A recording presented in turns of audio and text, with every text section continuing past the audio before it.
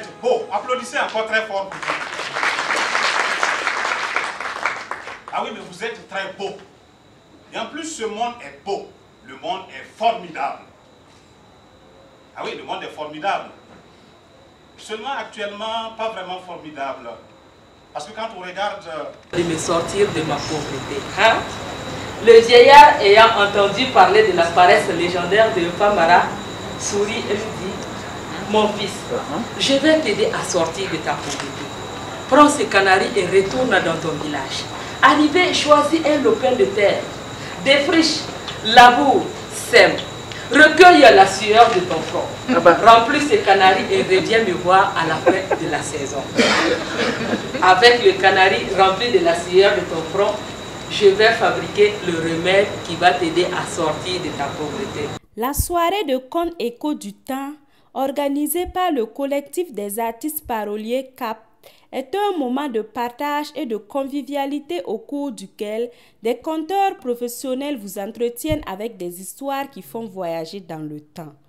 La première soirée s'est tenue ce dimanche 29 novembre 2020 à l'espace Grâce Théâtre à Ouagadougou. Ce fut un moment très riche en paroles, en musique et en valeurs socio-culturelles et éducatives. Écho du temps, c'est un concept que nous avons mis en place. C'est des soirées régulières de contes, tous les derniers dimanches de chaque mois, pour répondre à deux besoins. C'est-à-dire le besoin de perpétuer le conte, qui est une école ancestrale que nous a légué les anciens, les ancêtres, et tout, qui est une forme d'éducation, de sensibilisation et de formation et de partage. Et la deuxième raison, c'est aussi qu'il n'y a pas suffisamment d'espace où le conte est vraiment exprimé. C'est quelques espaces seulement que nous avons ça et là, à savoir le festival Yélène à Bobo, le festival des arts immatériels à Bobo et Anseko à Tougan, qui a du mal à se mettre en place à cause de la situation actuellement. Et à Ouagadougou, il n'y a que deux événements actuellement purement contes. C'est conte à rebours Garga et conte à l'école. De Komi Couture. Donc, il n'y a pas d'espace. Et le conte en train de... C'est un outil de sensibilisation, d'éducation que nos ancêtres utilisaient, que nos grands-parents utilisaient pour se parler, pour s'éduquer, pour se renseigner, pour s'informer, pour se critiquer. Et là, je pense que avec la situation actuelle, on a plus besoin du conte pour se parler, pour s'informer, pour se sensibiliser, pour critiquer, pour dire des choses. Et voilà pourquoi nous avons décidé qu'ensemble, nous mettons cette soirée-là en place pour répondre à ces besoins-là. Et le public aussi le sait. Il n'y a pas un point comme ça où le public tous les soirs peut aller voir des contes. Et ce n'est pas régulier. Donc, une soirée régulière comme ça pourrait permettre à ceux qui aiment le conte d'avoir des rendez-vous plus réguliers et en plus des autres espaces qui existent déjà pour renforcer la pratique du conte dans le domaine artistique. Madame Nana se dit être satisfaite de cette première soirée et se réjouit d'avoir acquis encore plus d'expérience en tant que petite sœur dans ce domaine.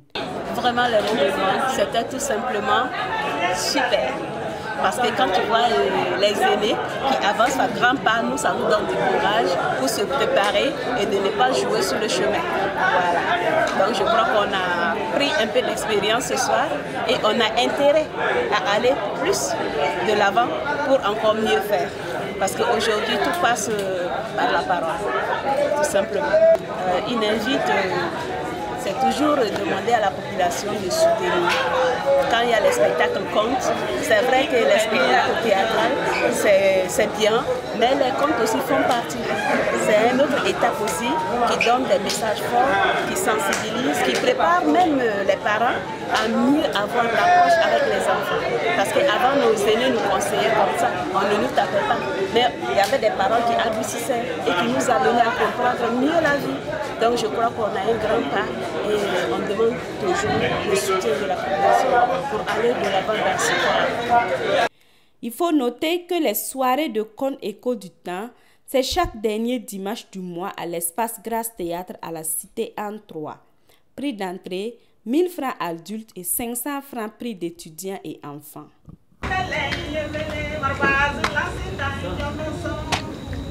Bonsoir. Bonsoir.